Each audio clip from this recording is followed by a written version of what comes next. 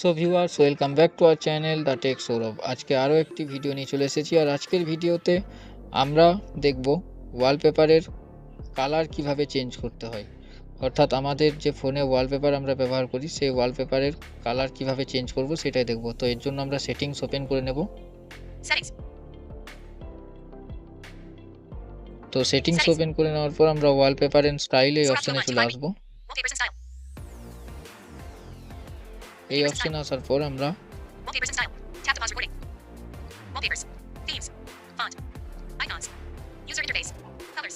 Colour অপশানে click করে দেব।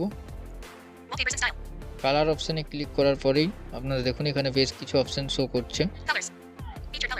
Feature colour, selected wallpaper colour, এবারে এখানে দেখুন কাস্টম রয়েছে, এলিগেন্ট, ফেস, অ্যাক্টিভ, ব্রাইট।